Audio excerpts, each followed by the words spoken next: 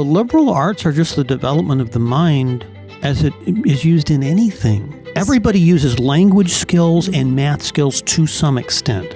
This is the basics of those. Welcome to Classical Etc. You're in the studio with Memoria Press. Welcome to Classical Etc. I'm Tanya Charlton, and I'm here with Paul Schaefer and Martin Cothran. Jessica is not here today, so we're going to attempt this with just the three of us. It could be a train wreck. And she does keep us in line. She does keep us in line, and I don't think I'm capable of that because I'm right there with you. So we'll see. We will start, as we always do, with what we're reading. You know what you're reading. I do know Martin's what I'm reading. Still thinking about what he's reading. Well, I have to publicly state that not only was I reading, but I finished reading The Hound of the Baskervilles. You finished it? I finished it. Wow. Was it good? Did you like it? It was great. I loved it. Okay, good. But that just, have you started The Hound of the Baskervilles, Tanya? I have not. Okay, so but now, it's next. we make it very clear in public that where Tanya made it very clear in public that I hadn't finished reading Anne of Green Gables. I finished in time for the discussion. You finished probably before anybody else. Well, Hound of the Baskervilles. But Anne of Green Gables, I finished in time. Only and I went to the discussion. We delayed the discussion. Well, yes, but that always happens. Okay. It always happens. Anyway, so I finished reading that. It was great. I read our version of it, and it was the first time I'd read Joseph Pierce's introduction, which I thought was phenomenal to that, because I've always had sort of those qualms about Sherlock Holmes being very materialistic. Like there is an underlying assumption that everything material can be examined and explained. And I thought Joseph Pierce's introduction to that, actually, it was a good analysis of it. That. Yeah. I'll have to read that. So would you recommend reading the introduction before you read the book? Yes, I don't think he gives anything away. He just explains Doyle's sort of approach to the world and life. And I mean, Doyle actually became a spiritualist after writing the Sherlock Holmes stories. Right. In a way where he sort of rejects all of this. It's really interesting. So that's interesting. And then I picked up this essay called Sun and Steel by Yukio Mishima, who is a Japanese, he grew up in a Japanese samurai family, born in the 1920s, ends up trying to start a coup in Japan in 1970, and the coup didn't take off. It was like 4 guys in a military base. This is, Dan Scheffler recommended this to me. Dan Scheffler. Exotic. Dan Scheffler recommended How did Dan find it is what we need to know. Well, yeah. And I've read maybe, a quarter of it. And it's very interesting because he talks about how he really grew up very focused on books and words and the distinction between words, which are a logical reality, and the body, which is a physical reality, and how he had to start training his body to actually, in some ways, to try to be a whole human. Right, which is really interesting as what our topic is today when we're talking about logical realities and what the Trivium is. And so when I was reading this, I was like, this is a really interesting contrast. And in some ways, it's what I went through, where I was so in the academic world, and I said, I need to go buy a farm so I have something where I'm actually using my hands and my body. So he means his physical body. His physical body. Like working out, becoming physically strong. Yeah, his big thing was like training as a samurai. And the world really didn't understand. He was a very popular, apparently, poet and playwright and things. And then he went and did this coup, takes his own life. And I want to say it's the introduction, maybe whoever did the introduction was like, if the world had this essay before he did that, we would have understood what he was doing. Oh my gosh. It's so he wrote it before. He wrote it before he died. Oh wow. And it's a really, I don't have a judgment on it yet because I'm only a quarter of the way into it, but it is interesting. It must be a long essay. It's like 80 pages. Okay. Yeah. Like a novella. Yeah. Yeah, it is. So okay, anyway, well, can you beat that? No, I'm just going to remain silent. Lord. Because you still can't remember what you're reading. No, I know what I'm reading. I mean, my problem is that I'm reading too many things to ever cite one. But at the same time, because I'm reading so many things, I always have something that I can throw in on the conversation. Because, and I was thinking this morning that I'm always making lists of things, right? And so my reading will get so unwieldy and disorganized that I'll have to sit down and I'll make a list and say, okay, what are my priorities here? I'll read this one. Then if I have time, I'll read this next one. If I have time, then I'll read this next one. And so it's always expanding and contracting, but there are certain books which I try to read every day, just short excerpts from. And Edith Hamilton's Mythology is one of them, because I never got good training in that. Those weren't stories that were taught to us when I was in school. So, like all of us, we're trying to get this education we didn't get. That's really a whole aspect of the classical education movement, except for Paul. Paul's got everything. Paul's got the classical education. He's got the languages. He's got the farm. He's got everything. But he's not a samurai. And so, Edith Hamilton's Mythology. Edith Hamilton. I love Edith Hamilton's books. I want to read the Greek way and the Roman way. I've not read those. Absolutely fabulous. I have actually, I think, all of those on my shelf. I do intending too, to read but I them haven't because read even them. like her book of Greek mythology, I want to go back and read that. I have not actually read that, and I know all the stories, but I want to go back to it again. Get the hardback volume. You missed it, brown with the No, he beautiful gave me his illustrations copy. Oh, okay. inside. Yeah, I gave him a copy. Okay. Because I realized I had to. Should have kept it, but I gave it to him. And so because she's a great writer, her style is very clear and accessible, but it's good English, So I highly recommend her for anything. You mentioned Greek and Roman Way. Those two books I use in my introduction to classical education. Maybe in I should Memorial just College. take that then. What, the course? Your course. I just don't know that I can stand that many I'm going words to give you from extra you. assignments, though, if you enroll. I'm sure you It's would. only 5 weeks, Tanya. You've spent 15 years with them. I know, which is enough, right? Yeah. But also, and the other one that's a staple is Plutarch, right? The Lives of Famous Greeks and Romans, which is, I have the one I'm using is the Great Books of the Western World volume that has all of them in there. And that's dense. And it's still that thick.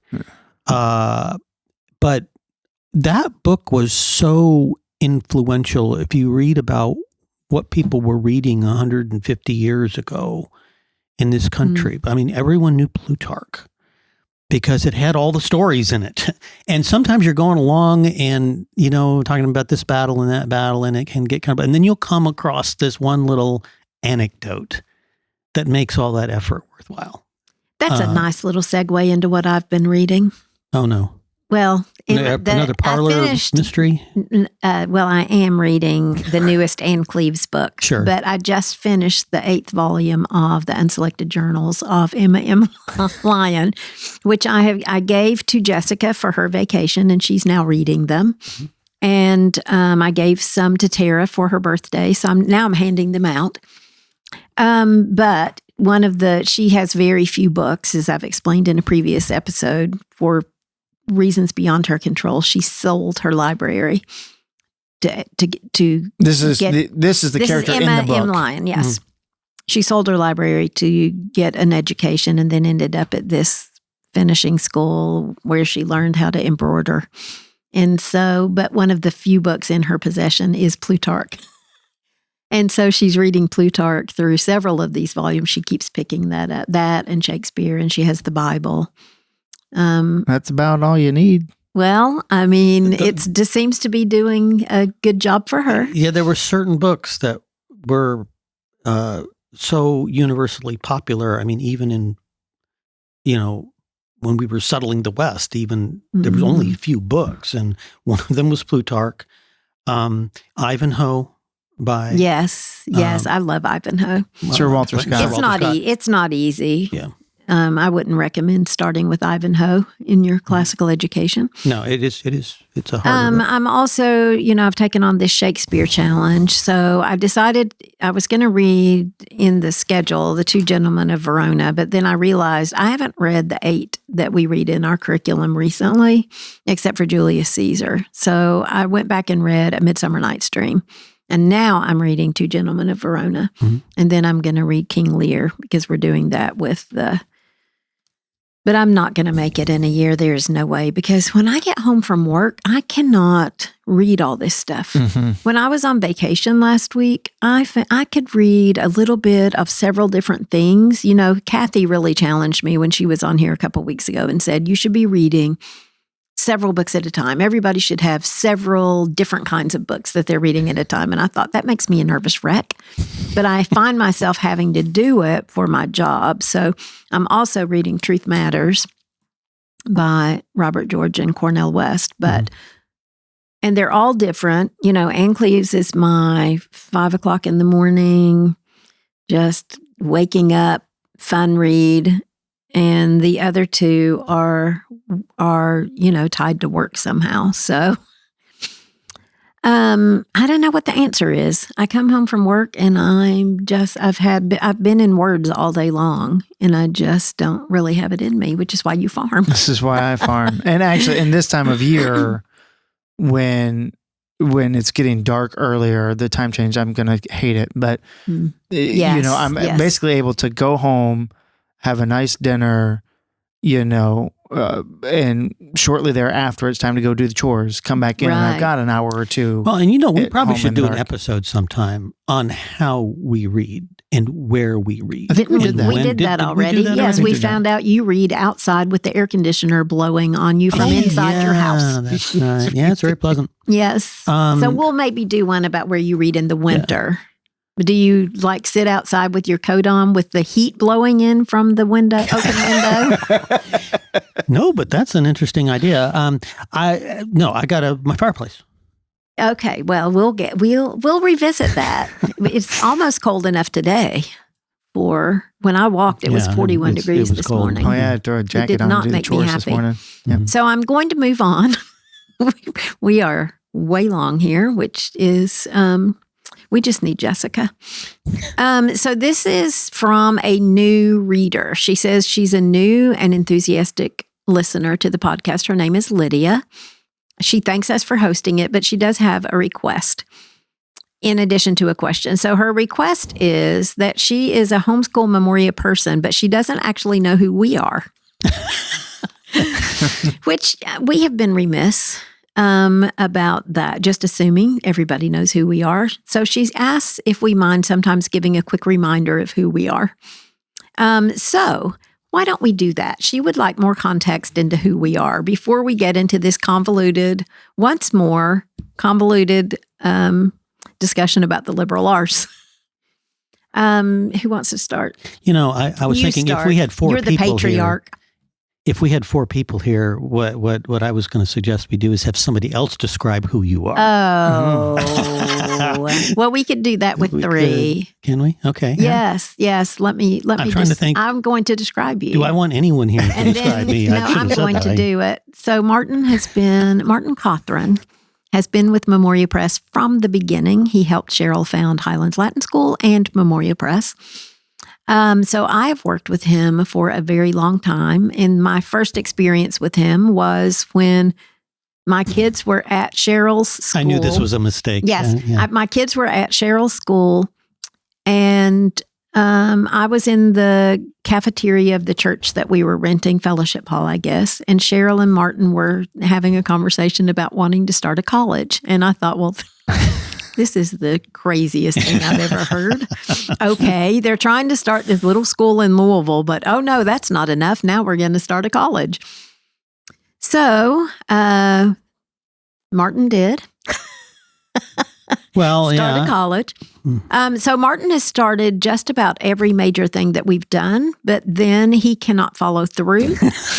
So he forgets that he has started the online academy, the college, the cottage school, the classical Latin Schools Association. He started all of those things. He is a visionary, but he is not a follow-through person. So the rest of us have spent many years picking up the pieces. Did I leave anything out?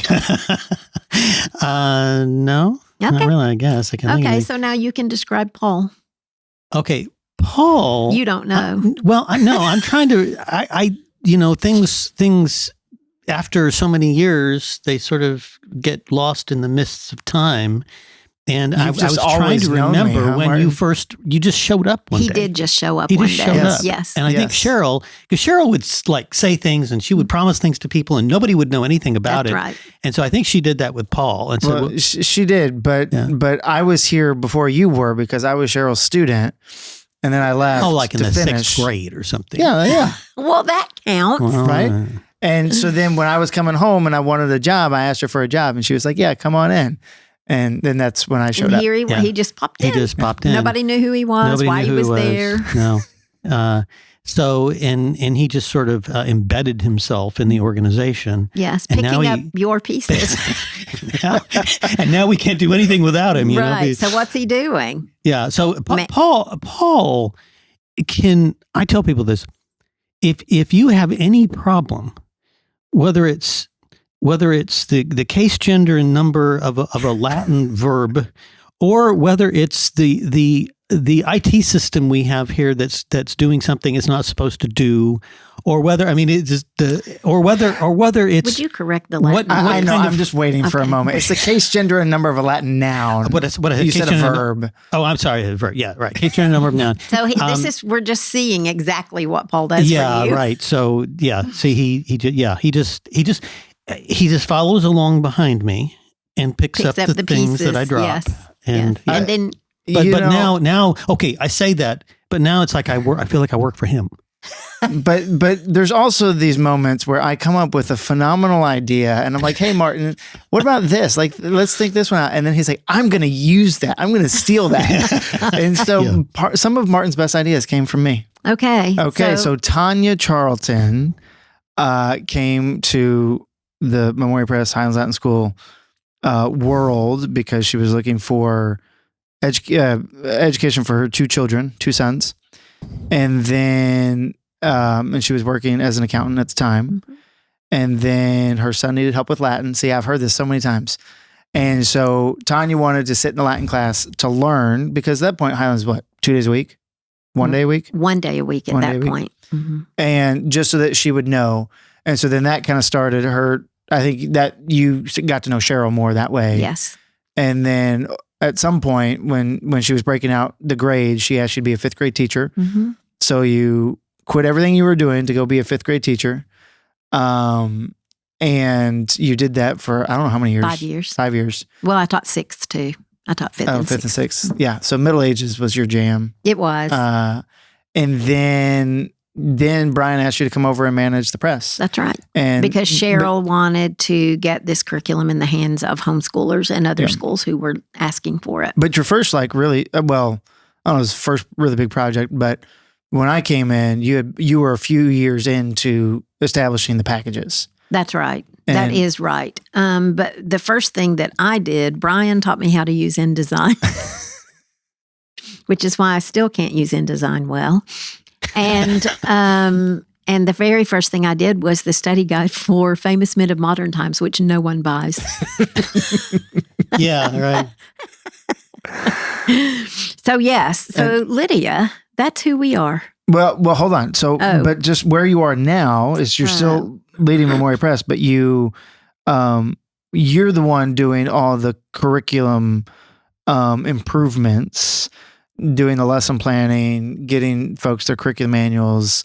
Like that's, and you're the interface between Highlands and what the teachers are asking for in curriculum and what decisions are going to be made there. And then getting that out to the schools and homeschoolers we work with. Yeah, and she appears at different points in the office. She occupies different desks. Yes.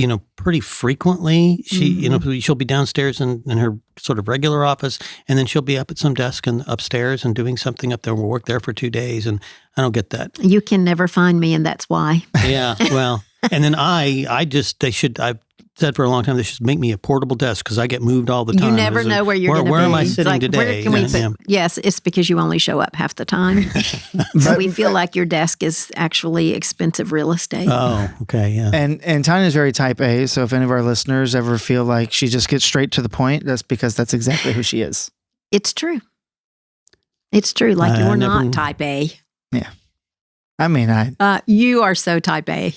I mean, I like to get stuff done, but I will yes, stop you do. and I sniff love the that roses. about you. But I don't think Tanya will stop and sniff the roses. I do. You've been working on it past several years. I have been working on it. Yes. So now for Lydia's question. Her question is, and this is an easy one for us, do you count audiobooks as reading? Is it different if you're a child versus an adult? Okay.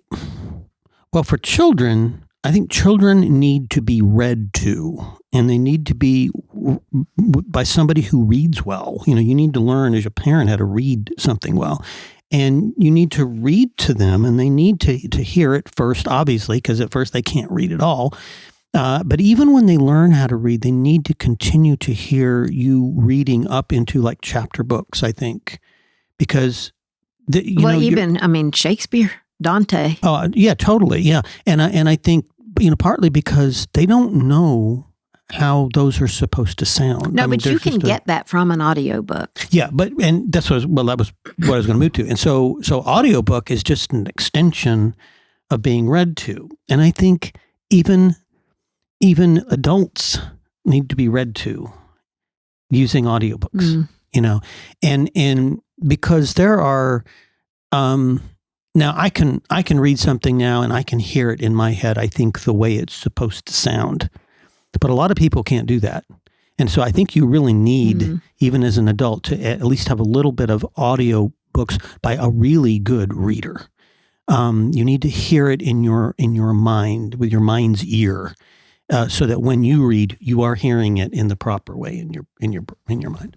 Yes, I do. I would like to stress, though, I do count audiobooks as reading, and I do think they're a big help, especially in a homeschool family with several children.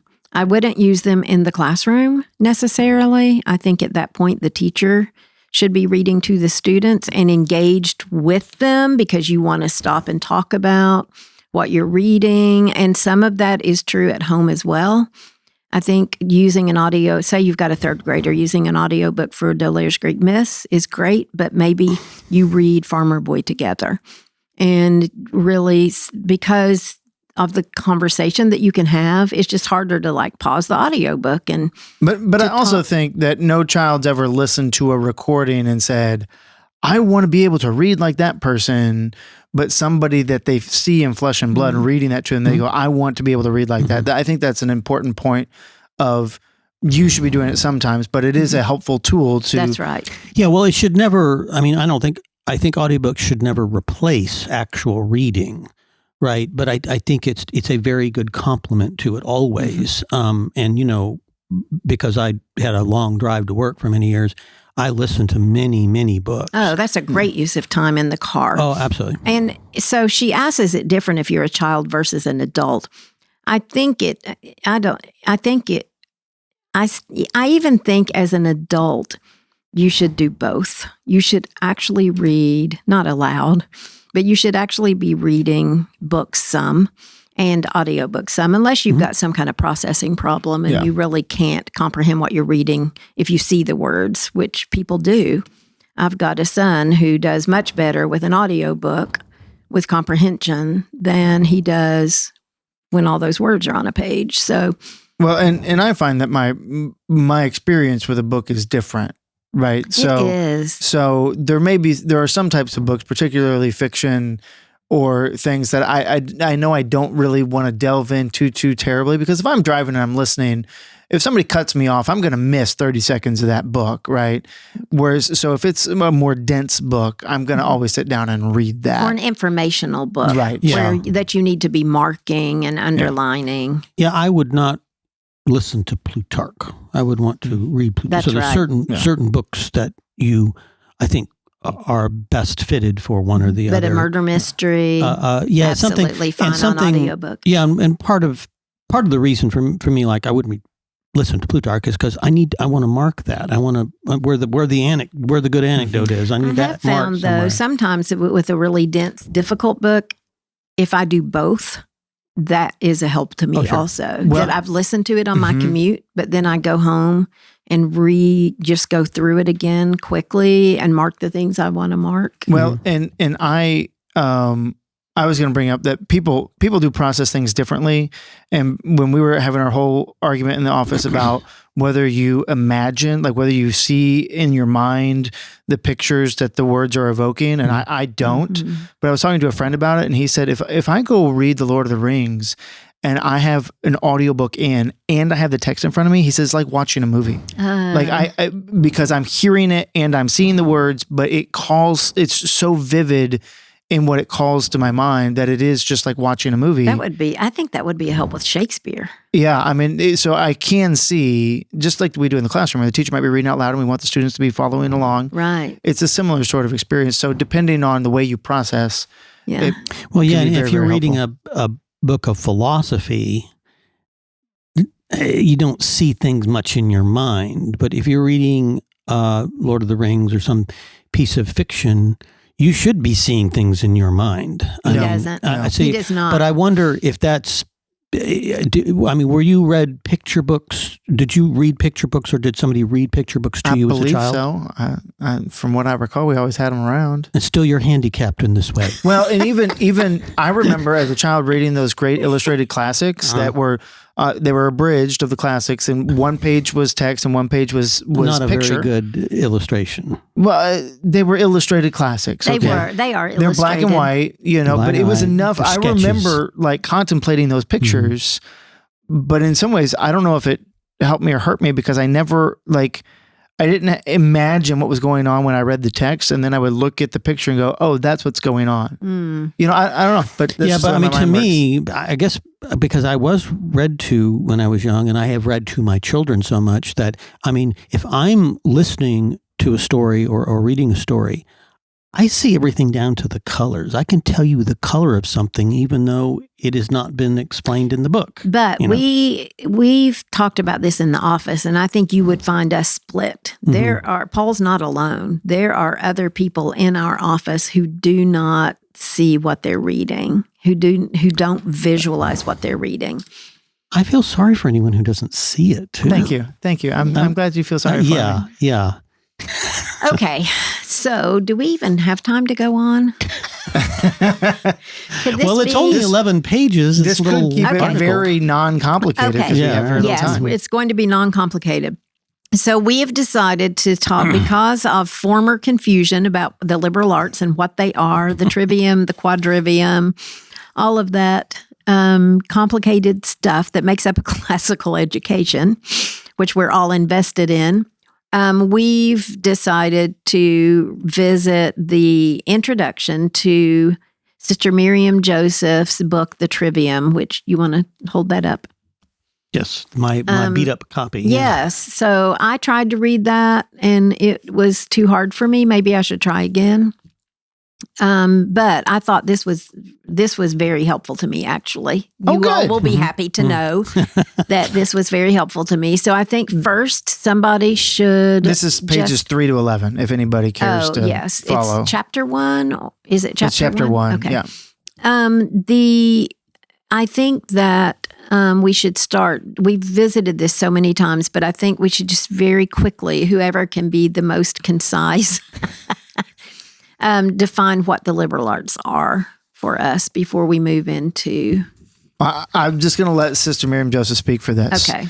They are the 7 branches of knowledge that initiate the young into a life of learning. Okay, which would be the trivium and the quadrivium. Yes, grammar, logic, rhetoric, music, astronomy, arithmetic, and geometry. Right. So that is the liberal arts, which is different from what we say when we have a liberal arts degree now. We've changed the definition. That for me is that's the most confusing thing for people. You have to. It is. If you're going to talk to people about this, you have to clarify what the traditional definition was. That's right. Just get rid of current day and let's go back to the trivium.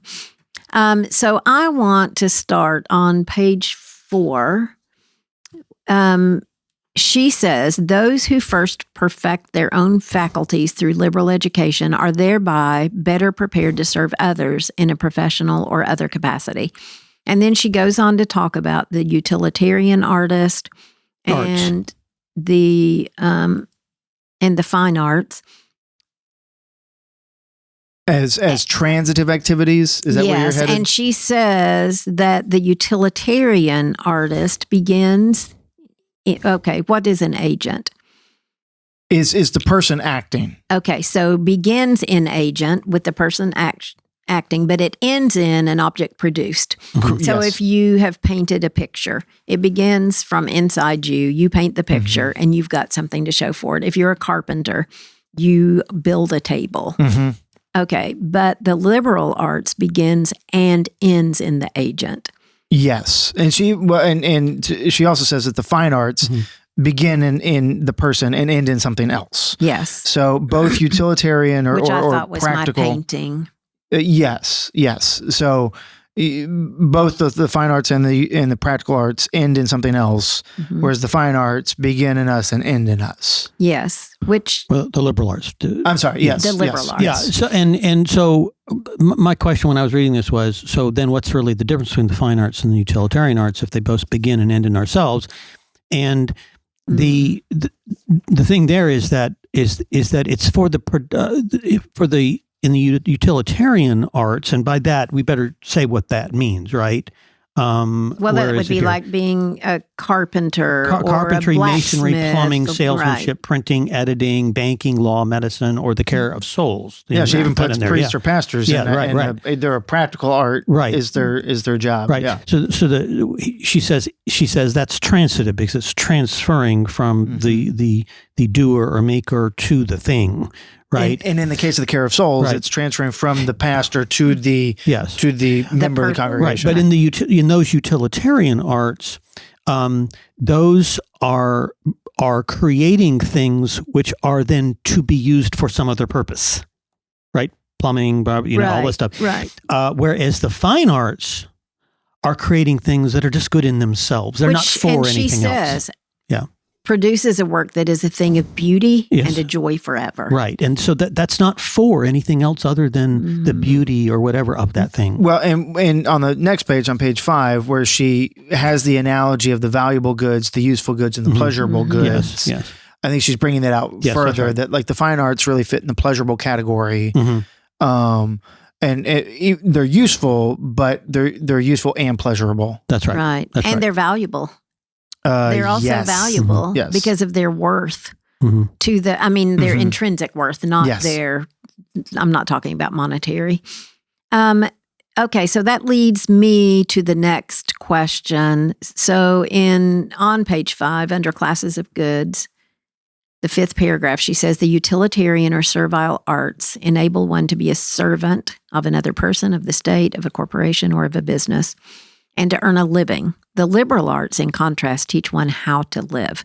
They train the faculties and bring them to perfection. So my question is, should everyone then have a liberal arts education and then a utilitarian education? Yes. She doesn't specifically say that. I guess it's implied. And I think... Because at one point she even, and you go back to her... I think she maybe talks about this on page 3. The liberal arts are just the development of the mind as it is used in anything. Right. Regardless. Everybody uses language skills and math skills to some extent. This is the basics of those. Right. And her whole book is on the Trivium, right? Those arts of language.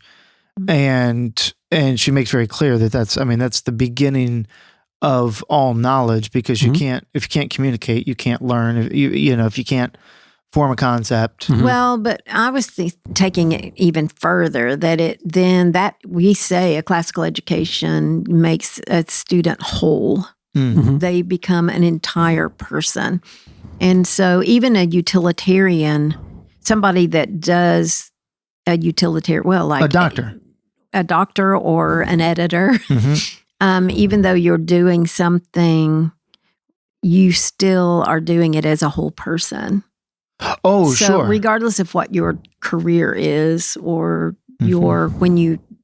and that's the whole beginning with an agent and ending with the agent, right? Mhm. Yeah, It's just that intrinsic everything. internalizing. Yeah, all of our interactions with other people or with the world involve how to think. And the liberal arts are simply the skills, the intellectual skills you need to do anything. Yeah. And Tanya, to your point, when I can't remember if it was when Sarah and I were dating or we were just married, but we were walking through the mall and we were walking past the shoe shop. I think I was looking for new shoes, and we're walking past the shoe shop, and I kind of looked in and I saw one of our graduates, my HLS graduate, was selling shoes at the shoe store. And, and he was like, "Oh, hey, Mr. Schaefer." And, we talked and I was kind of catching up a little bit on what he was doing. And then when we left and we walked out of the store, Sarah goes, "Are you okay with that?" And I was like, "Okay with what?" Mm-hmm. She said, "Your graduate's working at the shoe place." And I said, "Of course I'm okay with that." Right? Because what we're educating for is not the high-powered career. We are not a prep school. Right. We are for the entire person, right? They need to be, they need to be taught how to live. The faculties have to be trained and to bring them to perfection, and to enable that person to rise above his material environment, to live an intellectual, rational, and therefore a free life in gaining the truth. Mm-hmm. Yeah, similar. My grandson, he's 12 years old, but he's a brainiac and straight A student, reads, the whole thing. But what he wants to do with his life, he wants to flip cars. He wants to be a mechanic. Yeah. And I am fine with that. Yeah. And I think we don't think this way enough. Right. I think That's about right. things that And we do what you love to do. This allows you to do anything that you love to do. That's right. And in fact, we denigrate sometimes. Yes, we do. The Mhm. trade, Yes. being having a trade rather than some kind of intellectual, Absolutely. scholarly. And this is life. important because a lot of people think classical education is elitist. Mhm. And what we're saying is absolutely it's not. That's right. It enables you to do anything that you choose to do. And as an institution, we're fine with that. Yeah. And at one point, it was very interesting because she said, like when you learn a practical art, typically people pay you for that. Yeah. Right. Mm-hmm. But when you are learning a liberal art, typically you're paying somebody for that. Right. Because you're paying a teacher, an Yes. instructor. Mhm. And You're apprenticing under somebody. yes. Yeah. That's right. So do you want to talk about this? I want to talk about this. Okay. About science and art. Yeah. I think this is really important.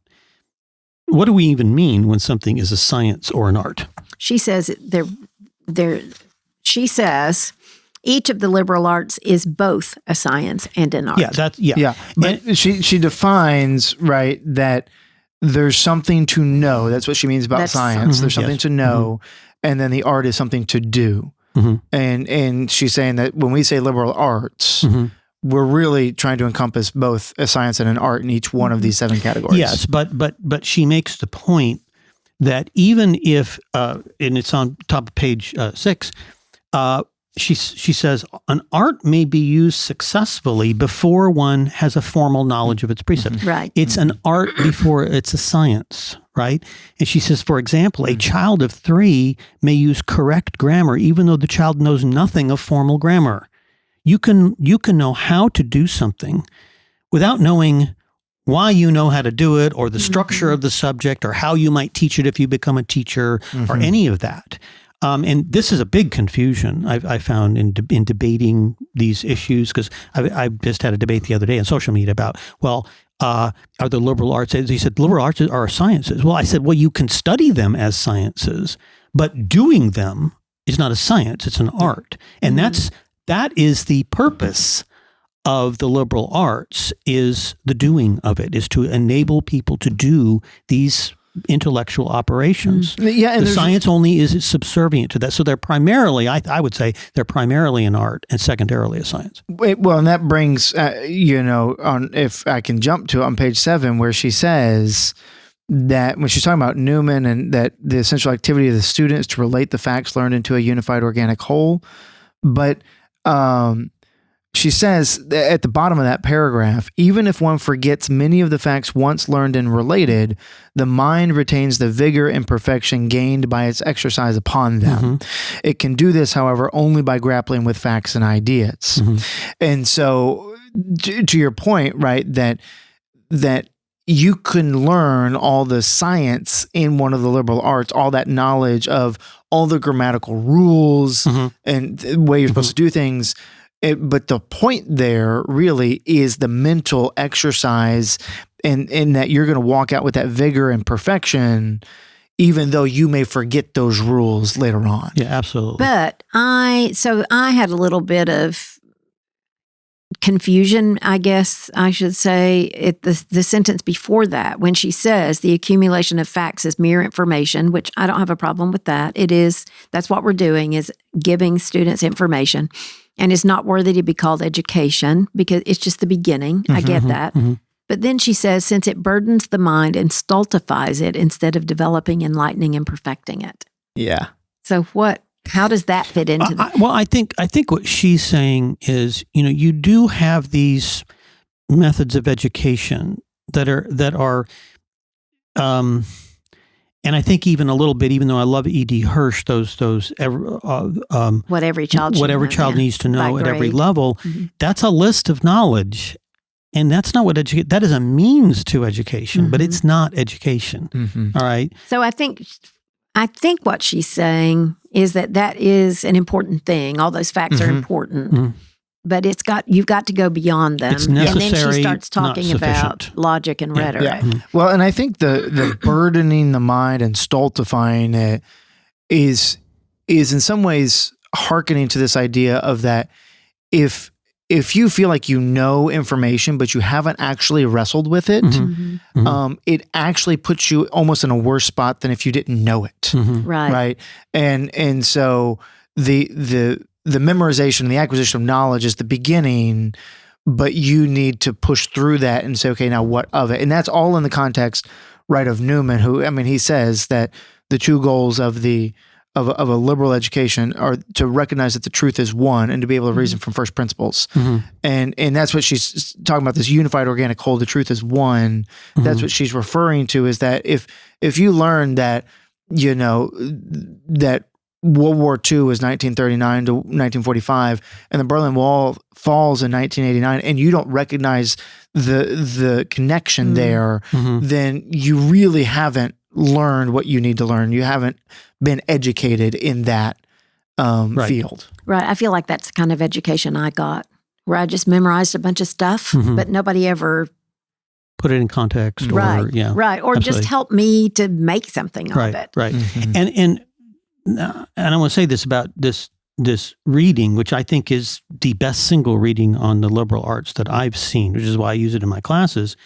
But she also addresses this in a very different way than you will see anywhere else. And she will say things that just come at this from a different angle than you would have thought. So at that beginning of that liberal arts education section there, she says, education is the highest of arts in the sense that it imposes forms, ideas and ideals, not on matter, as do other arts like carpentry and sculpture, but on the mind. To impose forms on the mind. I would have never thought of it that way. That's the part of my education I was missing. Yeah. That I've had to really play catch up with. Yeah. So I think we do still need to talk about metaphysics and logic and rhetoric, but I think we'll have to do that another time. Yeah, I wanted just one more, if I could just go back up to the top of page 7, because I'd like you all to speak a little bit about the relationship between the student and the teacher. So she says, because it's not just the student she's talking about here. She says, because communication involves the simultaneous exercise of logic, grammar, and rhetoric, these 3 arts are the fundamental arts of education, of teaching, and of being taught. And then she says the pupil must cooperate with the teacher. He must be active, not passive. The teacher may be present either directly or indirectly. And when she says indirectly, I'm thinking, But what she's saying is if you're reading a book, that book Counts as the teacher. Counts as the teacher. That's right. Well, So, and I think that the teacher in a classroom experience where you have a teacher and you have a book, the classroom teacher is much more indirect than the text itself. right. But still up there teaching. I just think in our progressive world, Yes. we just have to be really careful about that. And I love that when she says it is a oneness shared. Communication takes place only when two minds really meet. Whether it's in a book or whether it's directly between the teacher and the every student. good teacher knows this. They can remember these times in class where you are explaining something and every eye is on you, and you know that your soul and the soul of those students are in the same spot, and that's the sweet spot in education. That's what teachers live for. Is those? It is what we live for. But I'm telling you, I had a huge failure of that as a homeschool parent. I would be so passionate about. I'd be, really just so excited about a speech, a great American speech or something, and I would my kids just were not interested. I found much more success in the classroom than I did in my living room. Well, I will tell you that as a child that was homeschooled for a good chunk of my childhood, I remember mom being passionate about certain things.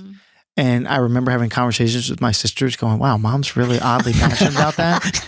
But you remember But it. in hindsight, like now we're passionate about those things. Yes, right? So maybe so. Yeah. Maybe something. so. There's hope. Yeah. There is hope. But I want to say that the end of that I thought was really important, the end of that paragraph. If the reader or listener receives the same ideas and emotions that the writer or speaker wished to convey, he understands, though he may disagree. If he receives no ideas, he does not understand. If different ideas, he misunderstands. And so the same principles of logic, grammar, and rhetoric guide the writer, the reader, the speaker, and the listener. And I thought that was really important because she's grounding all of this in a metaphysics that we would have to talk about later, but that this oneness that she's talking about with communication, that the end result of that is that we understand the same thing in the way that the speaker understands it, whether we agree or not. Whether we agree or not, but that mutual understanding that we both understand it in the same way does bring a oneness. Yeah, you may disagree about it, but you both have to see the same thing. Yeah, even in order to disagree, right? You disagree about things that. Well, this brought a lot of clarity to me, which you all had already worked on me. So I was already, We've been trying for 25 years. I mean, I really was stuck with that, my modern understanding of the liberal arts. And so everything you all would say about it to me was just like crazy. But so I have been working toward a better understanding, but I do think this is a huge help. I agree with you. And so I do think it's worth us finishing at another time. We're only halfway through. But so she ends this section we're talking about by saying the same principles of logic, grammar, and rhetoric guide writer, reader, speaker, and listener. So I think then next time we can talk about those principles of logic, grammar, and rhetoric and how they become our guides. But I think everybody's had enough. So we'll see you next time. Thanks for joining us. Thanks for joining us today on Classical Etc. by Memoria Press. If you like what you heard, please like, subscribe, or share this episode or comment. We love to hear your questions and your comments. If you want to learn more about Memoria Press, please go to memoriapress.com. This has been Classical Etc. We're so glad you joined us, and we'll see you next time.